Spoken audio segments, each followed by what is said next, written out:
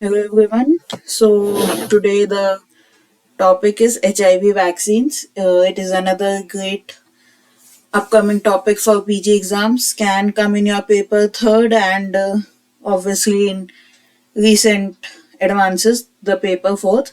It can come. We all know about the structure of HIV, the pathogenesis, the NACO strategies, and everything. Even we know the post-exposure prophylaxis and the WHO guidelines for the treatment, the Indian guidelines for the treatment.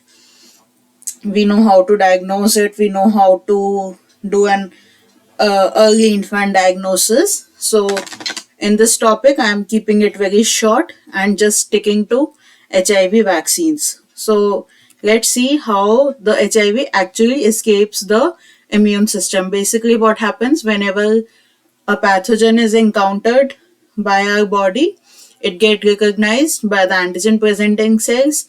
These cells will present it to the T cells. The T cells would then the T cell receptor would go to the B cell. They will have a primary signal and a co-stimulatory signal. So antibodies would be produced, and the T cell will also kill the pathogen, which is uh, uh, the T cell would do your cell mediated immunity basically, and the B cell would be responsible for a humoral immunity or the antibody mediated immunity. So what happens with HIV is कि HIV has a very sustained viral replication, and so there is a lot of viral diversity. Sometimes in the same person there can be different strains of HIV circulating, which we known as quasi species. And the main drawback is कि as it is an enveloped virus, so what antigen would be presented to our body?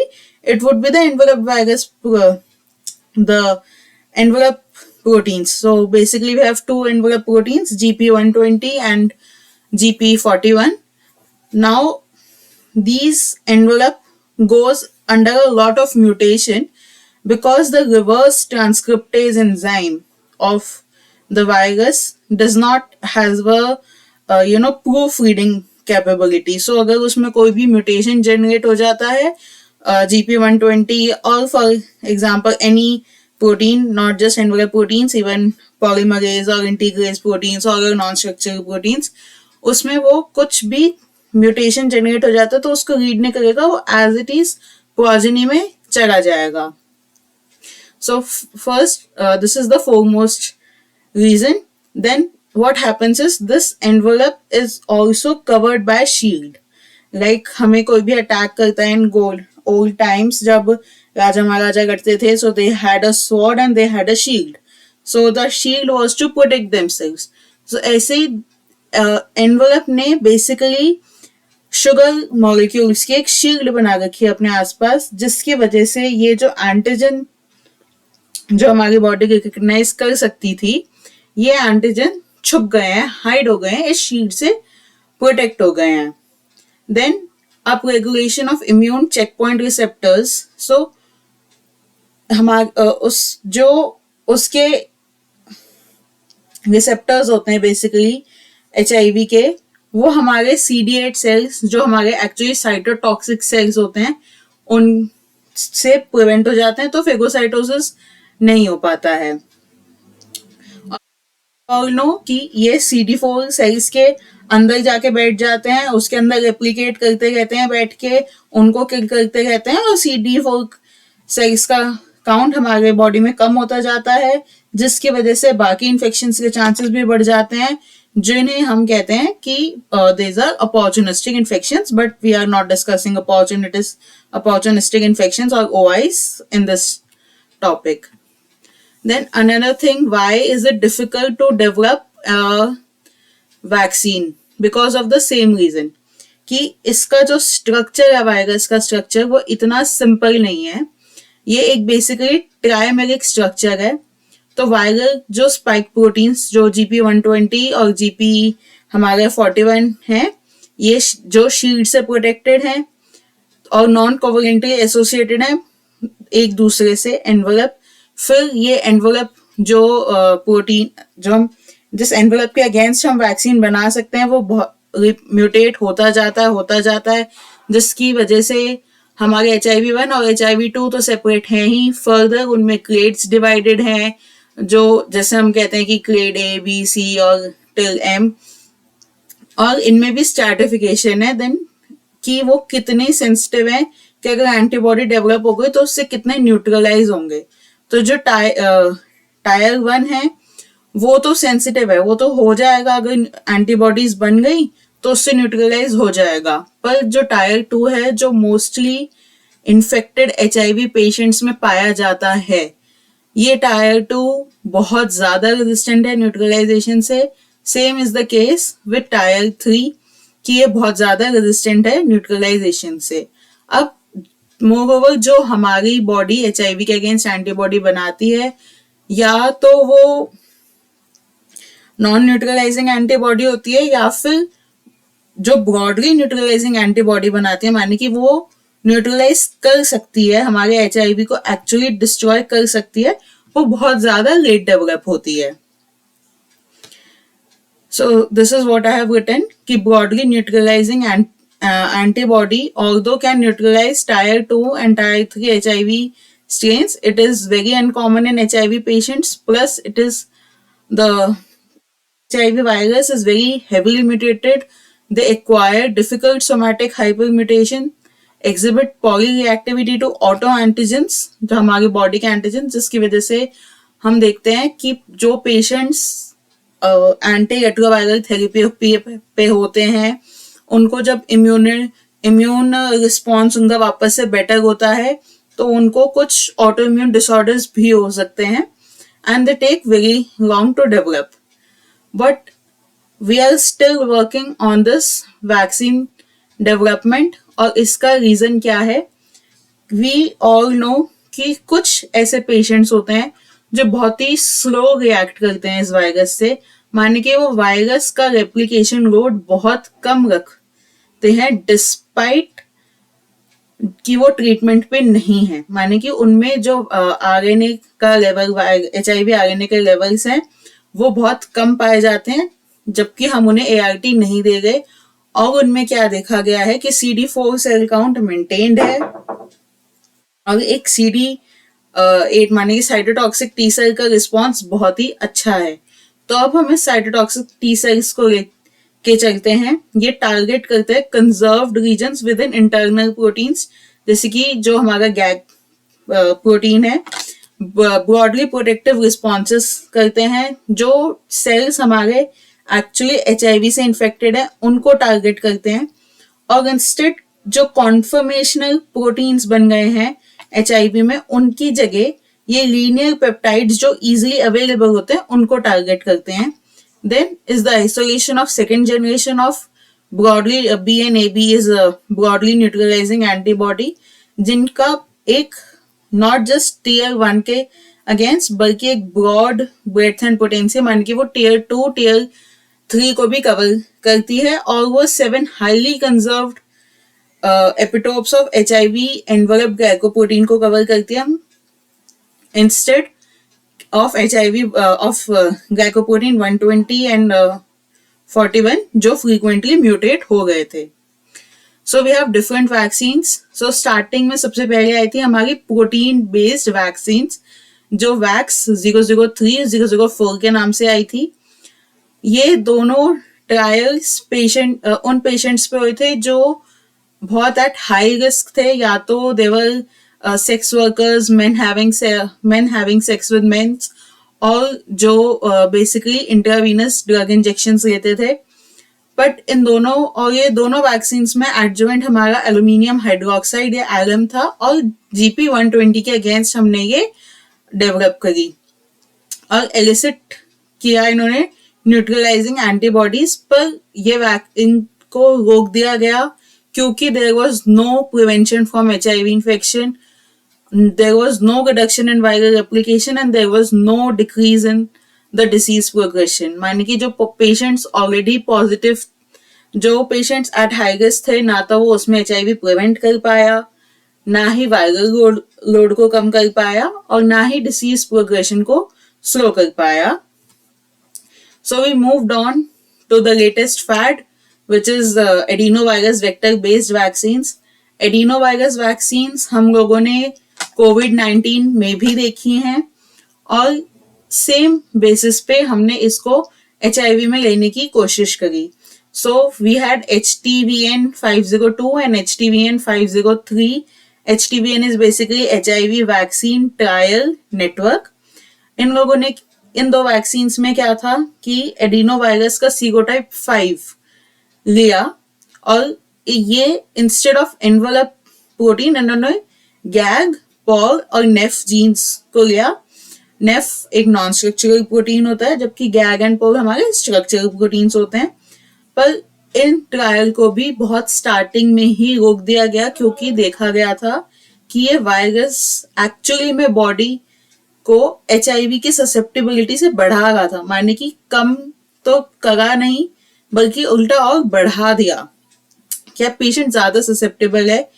क्यों? क्योंकि adenovirus 5 हमारी humans में वैसे भी कई बार infect हो जाता है, म्यूकोसल साइट्स पे प्रेजेंट होता है और ये म्यूकोसल साइट्स के जो CD4 सेल्स थे अब ये HIV के लिए एक बहुत इजी टारगेट बन गए, तो इन्हें बंद कर दिया गया.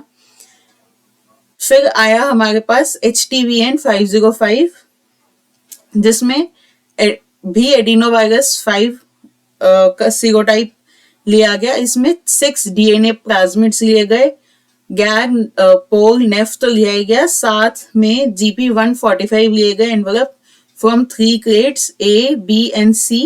और हमें मिला कि CD4 और CD8 रिस्पॉन्सेस एटलीस्ट किसी एक एंटीजन, मान के हमने 6 एंटीजन लिए, इसमें से किसी एक एंटीजन के अगेंस्ट तो आया ही और साथ में जो हमने एनवेलप एंटीजन लिया था क्लेड्स ABC से उससे हमें एक IgG रिस्पॉन्स भी मिला. बट इसकी प्रोटेक्टिव एफिकेसी बहुत अच्छी नहीं थी अगेन, इसलिए इस वजह से इसको we had to stop. Just give me a minute. Okay. फिर एडिनोवायरस 5 हमने देखा कि भाई बॉडी में क्योंकि ह्यूमंस का बहुत ज्यादा कॉमन इंटरेक्शन है जिस वजह से HIV का वो ससेप्टेबिलिटी बढ़ा रहा था, तो एक न्यू अप्रोच ली गई कि चलो एडिनोवायरस 5 की जगह एडिनोवायरस 26 पे जाते हैं जो ह्यूमन पॉपुलेशन में कम प्रेवलेंट है. सेम यूज किया गया था हमारा मॉडिफाइड वैक्सीनिया एंकारा जो बनी थी वैक्सीन उसमें, और इसमें मोजाइक एंटीजेंस डेवलप करे गए जो कॉमन B जो एपिटोप्स हैं उनसे लिए गए. और पोटेंशियल एपिटोप्स क्या थे इसके? Group M variant of HIV1 envelope, group specific antigens, gag and pol proteins, और इसमें एडजुवेंट एल्यूमिनियम फॉस्फेट यूज किया गया. इसके अंदर बहुत सारे ट्रायल्स किए गए एडिनोवायरस 26 को लेके, माने कि बहुत सारी वैक्सीन डेवलप की गई, डिफरेंट ट्रायल्स किए गए.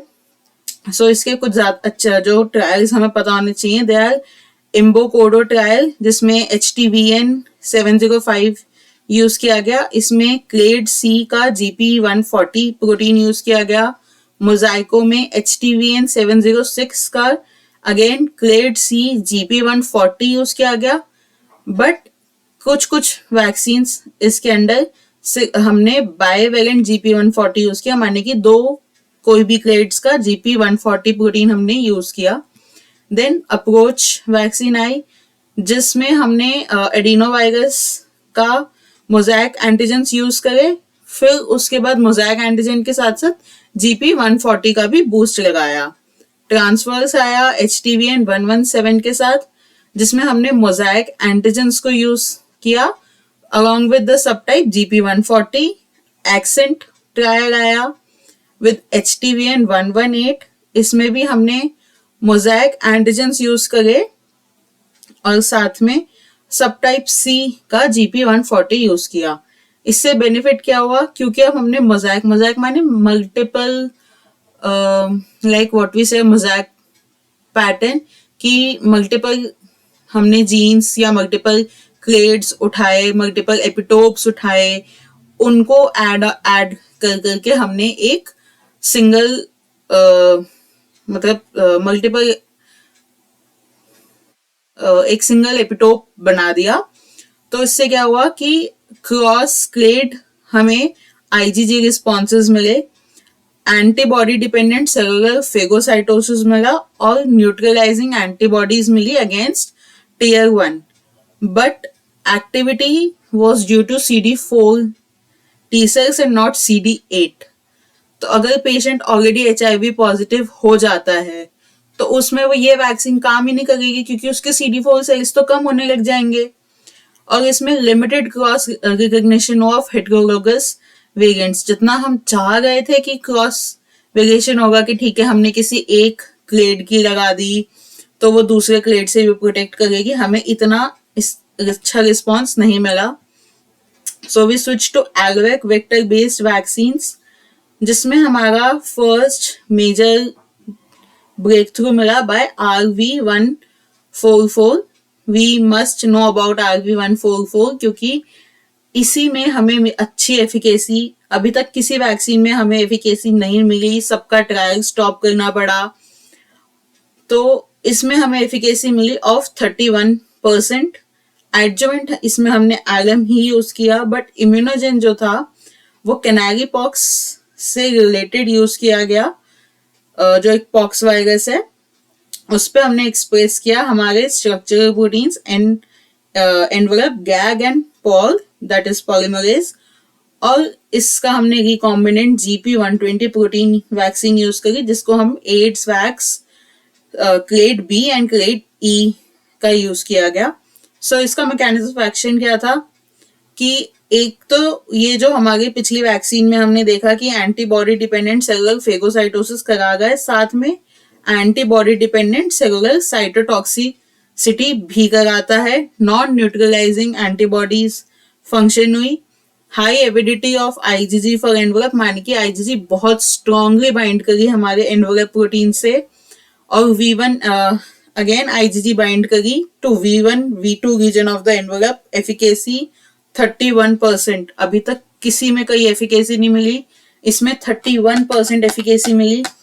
बट एक मेजर डिसएडवांटेज इस वैक्सीन का क्या हुआ कि अलॉन्ग विद आईजीजी ये IgA को भी बाइंड करने लग गया एनवलप से, जिसकी वजह से रिस्क ऑफ इन्फेक्शन बढ़ गया। बट इसी वैक्सीन को लेके हमने आगे काम और किया, तो RV144 के बेसिस पे ही हमने आगे और वैक्सीन्स बनाई, दैट वाज RV305, जिसमें एलोवेक HIV एड्स वैक्स BE या फिर दोनों यूज की गई। इसमें ब्रॉडली न्यूट्रलाइजिंग एंटीबॉडीज मिली और हमने ये देखा कि नॉन न्यूट्रलाइजिंग एंटीबॉडीज कम हो गई due to IgG4। Moving back to RV144, इसमें HIV प्रोटेक्शन जो एफिकेसी मिली 31% की, वो किस वजह से मिली कि एंटीबॉडी बनी हमारी एनवलप के अगेंस्ट, IgG V2 के अगेंस्ट, V3 के अगेंस्ट, V1 V2 के अगेंस्ट। बहुत स्ट्रॉन्ग बाइंडिंग मिली IgG फॉर एनवलप, और बेशक IgA बन रहा था हमारे एनवलप के अगेंस्ट, जिसकी वजह से इन्फेक्शन रेट बढ़ रहा था, स्टिल इसका अमाउंट बहुत कम था। एंटीबॉडी के वजह से एंटीबॉडी डिपेंडेंट सेलुलर साइटोटॉक्सिसिटी मिली, सेलुलर फेगोसाइटोसिस मिला, और सेलुलर लेवल पे polyfunctional envelope specific CD4 T cells recognise किए गए। तो RV144 के बाद RV305 आई, RV306 आई, देन HTVN097 आई, जिसमें हमने प्लाज्मा IgG और एनवलप स्पेसिफिक CD4 सेल्स लिए जो इंटरफेरॉन गामा और इंटरल्यूकिन 2 को एक्सप्रेस कर रहे थे। अगेन दोनों साइड हेल्प करते हैं हमारे CD4 सेल्स को आगे डिफरेंशिएट करने में। देन HTVN100 आया जो पॉक्स प्रोटीन रेजिमेंट पे आया। इसमें हमने सब टाइप C का 120 वाला ग्लाइकोप्रोटीन लिया और B का 41 लिया और गैग और प्रोटीएज लिया। साथ में हमने एक बूस्टर लगाया ऑफ बाइवेलेंट सब टाइप C का GP120 का। बट इसमें हमने अपना एडजुवेंट चेंज कर दिया। अभी तक जहां हम एल्यूमिनियम के एडजुवेंट्स पे थे, इसमें हमने MF59 which is oil and water emulsion use किया। सो इसका एडवांटेज क्या हुआ कि एंटीबॉडी बाइंड करी GP120 से और ज्यादा CD4 सेल्स का रिस्पॉन्स मिला। इसकी सक्सेस के बाद हमने HTVN 702 निकाली, जिसका एडजुवेंट हमने अगेन MF59 रखा।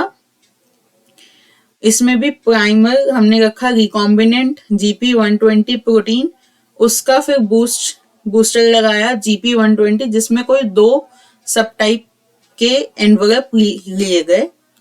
सो लेट्स डिफरेंशिएट 2 सक्सेसफुल हमारी जो हमने बात करी HTVN 702, जिसका एडजुवेंट हमने देखा MF59 था, और हमने देखा RV144 जिसमें हमने एल्यूमिनियम हाइड्रोक्साइड यूज किया था। सो द वायरल सब टाइप जो हम पहले यूज कर रहे थे वाज A एंड E, और 702 में हमने C कर दिया। एडजुवेंट एल्यूमिनियम हाइड्रोक्साइड और एलम से MF59 कर दिया। एल्वेक इंसर्ट्स A एंड E से C हो गया। Protein boost bivalent A, E और या फिर B से C हो गया। और protein dose which was required was much lower in HTVN 702 as compare to RV144। फिर एक चैडॉक्स करके वायरस हमने देखा जो हमें कोविड के टाइम पे जिसकी हमें सक्सेस रेट अच्छी मिली। Now what was this ChAdOx? It was nothing but a chimpanzee derived adenovirus. तो इसमें हमने जो लीनियर सेगमेंट्स थे हमारे HIV के, उनको लिया ऐसे जो कि हमने देखा कि भाई म्यूटेट इजीली नहीं हो गया, माने कि कंजर्व्ड रीजन्स हैं। तो इसमें 2 वैक्सीन आई, HIV cov 005 and HIV cov 008, जिसमें CD8 सेल्स का अच्छा रिस्पॉन्स देखा गया फॉर मल्टीपल रीजन्स। ये सब न्यू वैक्सीन हैं, ये अर्ली ट्रायल फेजेस में है, तो ये अभी तक एफिकेसी इनकी अच्छी है या नहीं है, ये सब अभी हमें पता नहीं चला है। They are still under work. Replication competent में जब हमने पहले एडिनोवायरस की बात की थी, तो हमने एडिनोवायरस 4 की बात इसलिए नहीं की थी क्योंकि ये अभी अर्ली ट्रायल्स में है। इसमें हमने सब टाइप C का एनवलप वैक्स वो लिया है। मेजर बात इसकी है कि हम इसे माउथ के थ्रू दे सकते हैं, and it does not encode for any HIV envelope stabilising mutations. Then again adenovirus में फर्दर रिसर्च करते हुए हमने 4 के बाद एडिनोवायरस 26 और एडिनोवायरस 35 भी देखा, जिसमें दोनों हमें सेल मीडिएटेड इम्यूनिटी और एंटीबॉडी मीडिएटेड इम्यूनिटी मिली। इसमें IAVI की स्टडी करी गई जिसने यूज किया एडिनोवायरस 35, जिसमें गैग, रिवर्स ट्रांसक्रिप्टेज, इंटीग्रेज और नेफ जीन का यूज हुआ। फ्यूजन प्रोटीन बनाया इन्होंने सब टाइप B का P24 और P17 लेके, और एडजुवेंट इन्होंने यूज किया था AS01। साइटोमेगैलोवायरस को भी as a new viral vector हम यूज करने का सोच रहे हैं। इस पे अभी फर्दर स्टडीज चल रही हैं, we are not going into that.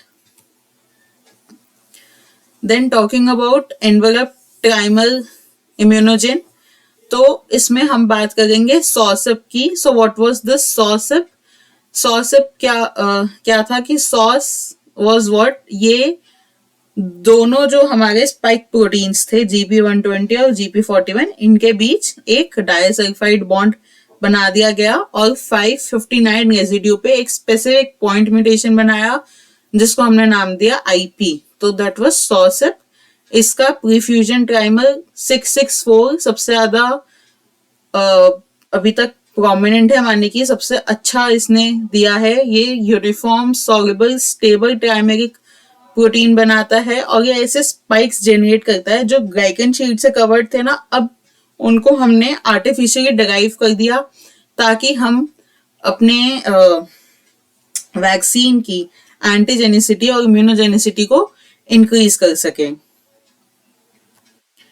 Then post exposure profile access तो था ही, अब साथ में हम प्री एक्सपोजर प्रोफाइल एक्सेस पे काम करने लग गए, जिसमें हमें again AIDS vax B boost दिया, साथ में हमने दिया HTVN 105 which was a DNA vaccine. So DNA HIV PT123 plasmid prime, and another vaccine, another DNA vaccine was PT123 with CN54 GP140 prime, followed by MVA CMDR and CN54 GP120 boost. अब messenger RNA vaccine भी आ गई हैं, but I am not discussing that क्योंकि वो they are still under a lot of work. We need to know about antibody mediated protection trials, जिसमें HTVN 703 और 704 704 पे वर्क किया जा रहा है, और इसमें भी हम देखेंगे कि ब्रॉडली न्यूट्रलाइजिंग एंटीबॉडीज का काम है. So this was all about HIV vaccines. I know what I talk a little bit fast, so you guys can always slow it down or repeat, pause it and see what I have written. But it is a very important topic. जब आपसे HIV पूछा जाएगा तो आपको HIV vaccines mention करनी ही पड़ेंगी. So there is no way out. We have to learn it. और basics में we know कि HIV protection के लिए हम पोस्ट एक्सपोजर प्रोफाइल एक्सेस तो दे ही गए थे, अब साथ में प्री एक्सपोजर प्रोफाइल एक्सेस भी दे गए हैं, क्योंकि it is a sexually transmitted disease. We are asking people to use a condom, asking people to not share the same needles. Blood transfusion के लिए हमारी NACO1 की स्ट्रैटेजीज चल रही हैं, जिसमें हम ब्लड को स्क्रीन करते हैं. हम एसिम्प्टोमेटिक पेशेंट्स को भी स्क्रीन कर रहे हैं. हम ANC में कोई फीमेल आती है तो उसको भी स्क्रीन कर रहे हैं. सिम्प्टोमेटिक पेशेंट्स के लिए भी हमारे पास 2B स्ट्रैटेजी है NACO की. So we are trying our best to end this HIV epidemic, and let's all hope कि HIV एपिडेमिक जल्द से जल्द खत्म हो जाए. And that's it. Thank you all.